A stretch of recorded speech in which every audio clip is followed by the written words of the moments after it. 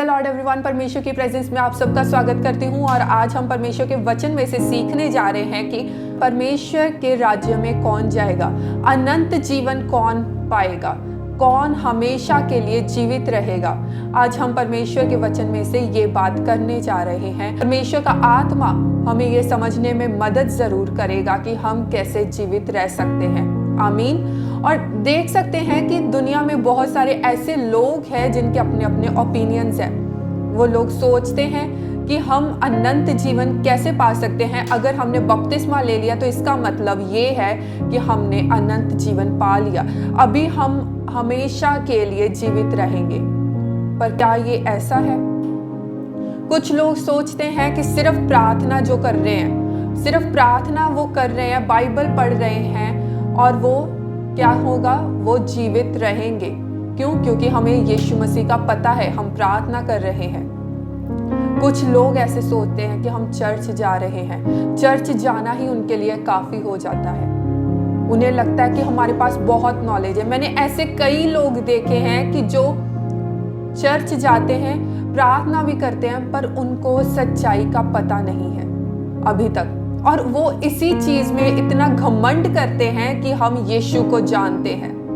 क्या ये काफी है कि आप अनंत जीवन पा सकें? ये काफी नहीं है। परमेश्वर का वचन क्या कहता है यहेजकेल में, और उसका 18 अध्याय उसकी 9 आयत में क्या लिखा है?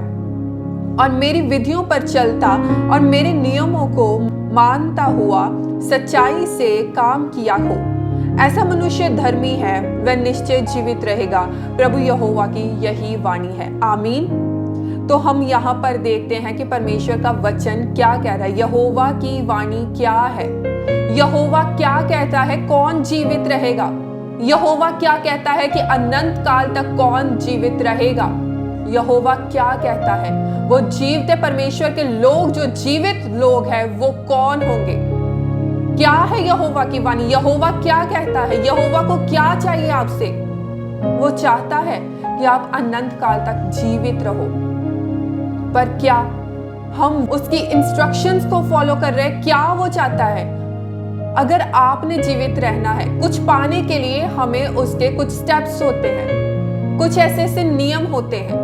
अगर हम कोई एग्जाम देना है, पहले और एग्जाम होता है, दूसरी बार कोई और एग्जाम होता है, धीरे धीरे करके हमने फाइनल एग्जाम तक पहुंचना है, उसके बाद में इंटरव्यू होती है। तो ऐसे ही नहीं हमेशा के लिए आप जीवन पा सकोगे। सिर्फ प्रार्थना से, सिर्फ बपतिस्मा से ही नहीं होगा। आपको परमेश्वर की विधियों को, नियमों को भी फॉलो करना है, उनके अनुसार चलना है। क्योंकि सिर्फ बपतिस्मा लेने से आप धर्मी नहीं ठहर सकते। बपतिस्मा से सिर्फ आपके लिए क्या होगा, आपको एक टिकट मिल जाएगी। वो निश्चित नहीं है कि आप स्वर्ग चले जाओगे।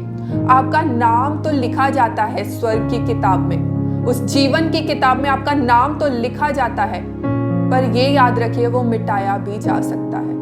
अगर वो नाम जब लिखा जाता है जीवन की किताब में, और स्वर्ग दूत जो हैं वो इतने ज्यादा खुश होते हैं, वहां पर जश्न मनाया जाता है, इसका यही मतलब है कि वो जो आत्मा है, वो जो बच्चा है परमेश्वर का, वो बचाया। पर क्या वो हमेशा के लिए बचाया गया? क्या सिर्फ हमारा यही है कि हमने बपतिस्मा लेना है या चर्च जाना है और कुछ नहीं? कुछ विधियां हैं, कुछ नियम हैं ऐसे कि स्वर्ग तक जाने के लिए, अनंत जीवन पाने के लिए। अब देखेंगे हम कि आदम और हवा, अनंत जीवन, वहां पर एक जीवन का भी फल था। अगर मौत का फल था तो वहां पर जीवन का भी फल था। विधि क्या थी, नियम क्या था वहां पर? नियम ये था कि वो फल को मत खाना। तो एक ऐसा वक्त आता कि परमेश्वर वो जो अनंत जीवन का फल है वो उन्हें देते, क्योंकि उन्होंने ये चेक करना था।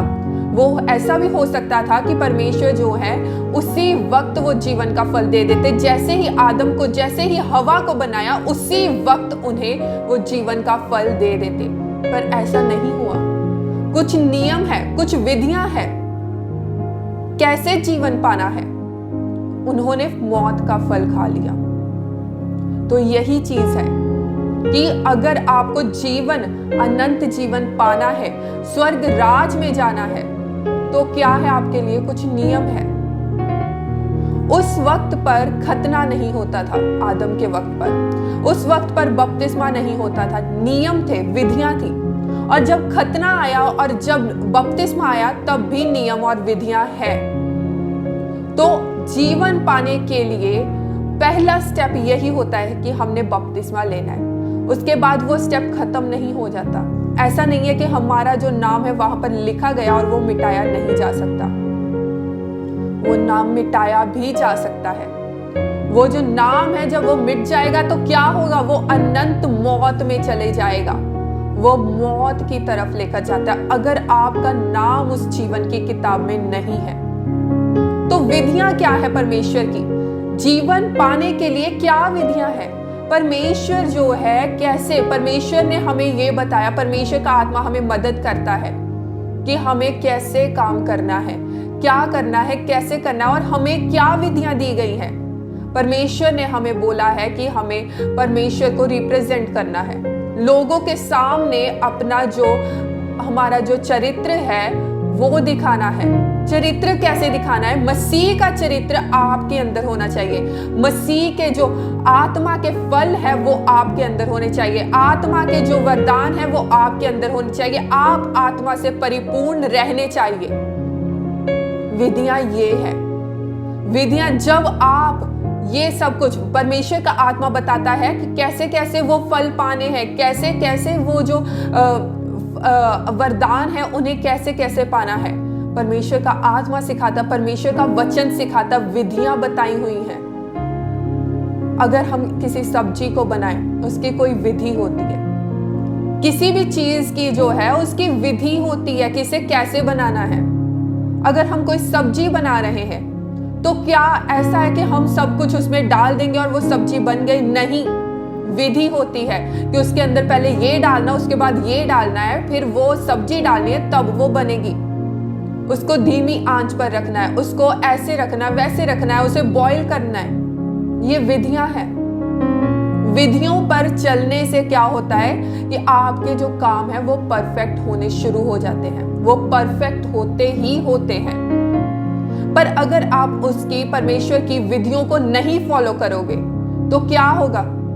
एंड में जो वो आप सब्जी बना रहे हो या कोई भी काम कर रहे हो, कोई मैकेनिकल काम कर रहे हो, तो क्या होगा?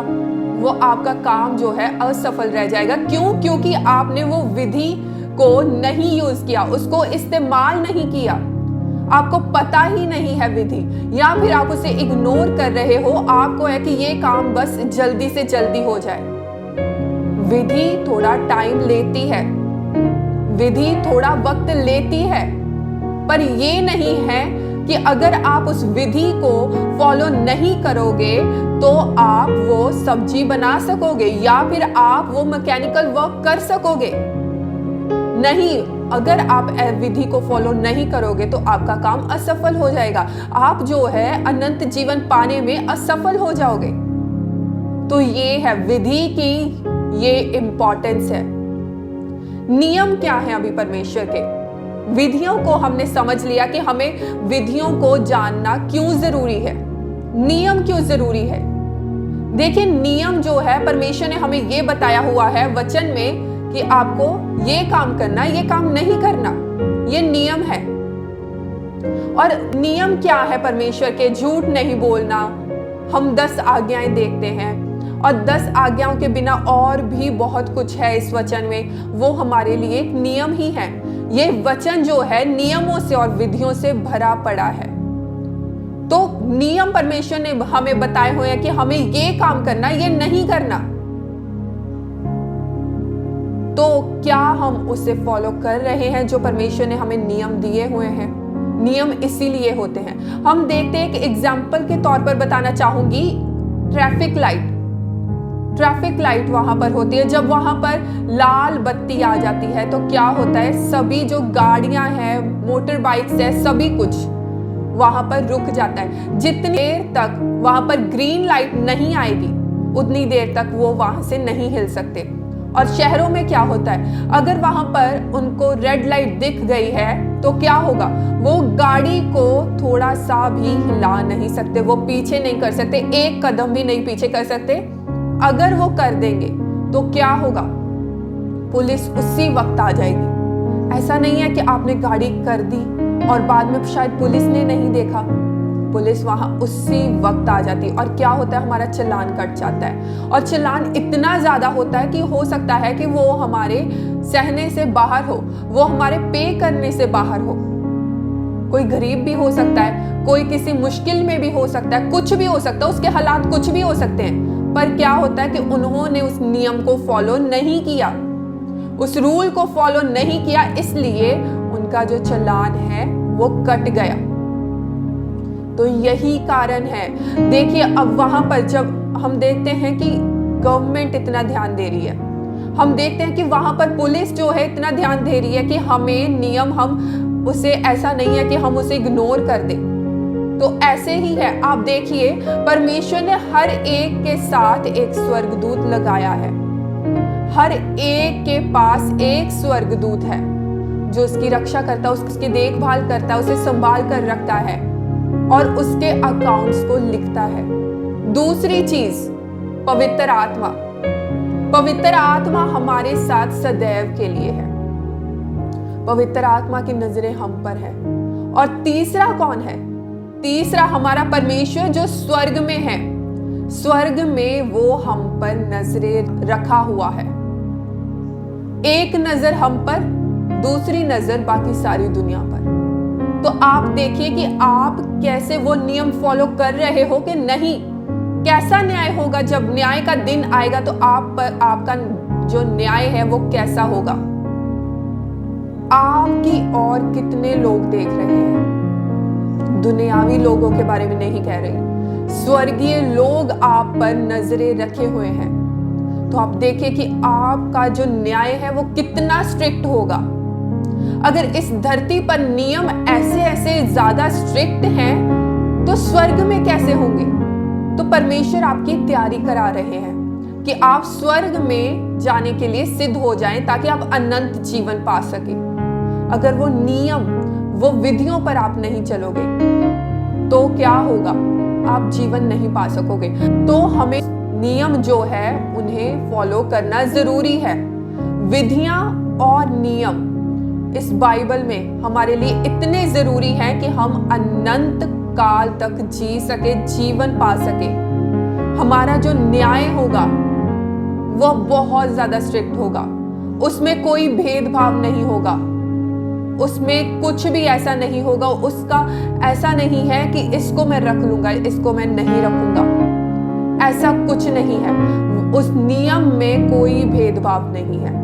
उस नियम में ऐसा नहीं है कि इसने छोटी सी ये गलती की है तो कोई बात नहीं, बाकी सब जो रूल्स है इसने फॉलो किए। वचन में लिखा है कि अगर उसने एक पाप किया और एक नहीं पाप किया, तो जिसने आज्ञा दी है कि हत्या नहीं करनी, उसने ये भी आज्ञा दी है कि व्यभिचार नहीं करना। तो एक भी हम नियम में, ऐसा नहीं है कि हमें एक भी नियम में हम चौकसी ना करें। हमें चौकस होकर रहना है। इन दिनों में हमें और भी चौकस होकर रहना है, क्योंकि हमारे पास समय बहुत ज्यादा कम रह चुका है। अभी हमारे पास कम नहीं बल्कि रहा ही नहीं है ही नहीं हमारे पास वक्त। आज हमें रिपेंट करने की जरूरत है। आज हमें परमेश्वर से मदद मांगने की जरूरत है कि परमेश्वर हमें मदद करे, ताकि हम उन नियमों पर चल सके, उन विधियों पर चल सके, ताकि हम अनंत जीवन पा सके। हमें परमेश्वर से प्रार्थना करने की जरूरत है। हमें वो बल दे, हमें वो दिल दे, हमें वो मन दे ऐसा जो हम परमेश्वर की विधियों पर चल सके, हम परमेश्वर के नियमों पर चल सके। हमें जरूरत है परमेश्वर से आज ये सब मांगने की, तो परमेश्वर हमें ये जरूर प्रदान करेंगे। और मैं आशा करती हूं कि आप सब लोग आज से ही आप परमेश्वर की विधियों पर और नियमों पर चलेंगे, ताकि आपको मौत आपके ऊपर ना आए। मौत का जो साया है वो आप पर मंडराने ना पाए, क्योंकि जो शैतान है वो शेर की तरह दहाड़े मार रहा है। तो इसीलिए आपको बहुत जरूरी है विधियों पर चलने की। अगर आप विधियों पर चलोगे, नियमों को फॉलो करोगे, तो क्या होगा? शैतान, वो जो मौत का साया आप पर रूल नहीं करने पाएगा, वो जो मौत का साया वो आप पर राज नहीं करने पाएगा। इसीलिए परमेश्वर ने हमें विधियां दी, हमें वो नियम दिए ताकि हम अनंत जीवन पा सके। इसीलिए आज हमारे पास अगर वक्त है, परमेश्वर ने हमें वक्त दिया है कि आज भी हम रिपेंट करें ताकि हम अनंत जीवन पा सके। इसीलिए हमें आज परमेश्वर से प्रार्थना करने की जरूरत है और इन विधियों पर चलने की जरूरत है, इन नियमों पर चलने की जरूरत है। आमीन। परमेश्वर इन वचनों से आप सबको आशीष दे। आमीन।